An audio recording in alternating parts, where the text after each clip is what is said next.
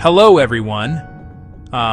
Today I want to talk about something that goes beyond the stage, beyond the lights, beyond the incredible dancing that we all know and love. We're going to talk about the inner world of a true musical architect. When we think of Michael Jackson, we often see the icon, the performer, the global superstar. But Michael Jackson wasn't just a great performer. He was an artist who proved his genius with real-life anecdotes that will take your breath away. He didn't just sing the music, he heard it, he felt it, he became it. This wasn't just about talent, it was about a deep cellular connection to sound. It was an innate understanding of rhythm, melody, harmony that lived inside of him. The stories from the people who worked closest with him in the studio paint a picture of a man who was so much more than a vocalist. He was a composer, a producer, an arranger, a visionary who could build entire sonic worlds from a single idea that sparked in his mind. It's in these quiet, creative moments, away from the roar of the crowd, that we find the true measure of his genius. And that's what we're going to explore together today. We're going to step inside the studio walls and listen to the whispers of creation.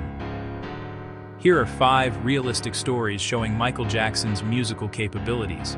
Stories that reveal the depth of his artistry and the incredible, almost magical way he brought his music to life. I invite you to open your hearts and your minds as we uncover the soul of the sound. Let's begin. Imagine this. You're in a state-of-the-art recording studio, surrounded by the best instruments and technology money can buy. And then, the artist you're working with walks in, and instead of picking up a guitar or sitting at a piano, he simply opens his mouth. This was the reality for so many who had the privilege of creating with Michael.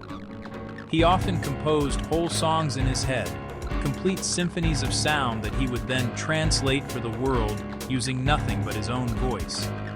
He was, in essence, a human instrument, capable of articulating every single part of a song before a single note was ever played. He would stand in front of seasoned producers and musicians, and with stunning accuracy, demonstrate exactly what he was hearing. He would beatbox the entire drum pattern, laying down the kick, the snare, the hi-hats with a rhythmic precision that was uncanny. Then, he would move on to the bass line, humming a funky, complex groove that would become the song's very foundation. It wasn't just a rough idea, it was a fully formed, intricate part that he had already perfected in his mind. He would then layer the strings, the horns, the keyboard pads, all vocally building a complete sonic landscape. This wasn't just a party trick, it was his fundamental process. Some of his biggest, most iconic hits began this way. Think about the driving beat of Beat It, or the unforgettable groove of Don't Stop Till You Get Enough. Even the legendary Billie Jean all began as vocalized instrument sketches.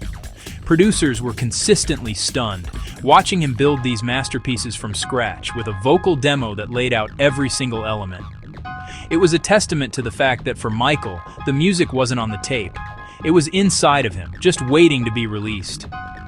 You know, Michael's understanding of music went far beyond just melody and harmony. It was rooted in an absolute mastery of rhythm and pitch. He didn't just feel the beat, he embodied it. His internal clock was so perfect, so precise that he could dictate the tempo of a song with the simple, natural rhythm of his own body. Engineers and musicians recall him walking around the studio, clapping his hands, snapping his fingers. And that would be the click track. That organic human pulse was what he wanted at the core of his music. His timing was more reliable than any machine. This innate sense of rhythm was matched by an equally incredible gift, his perfect pitch. The ability to identify or recreate a given musical note without a reference tone. It's a rare gift, and Michael possessed it in abundance. This allowed him to communicate with musicians on a level that was almost telepathic.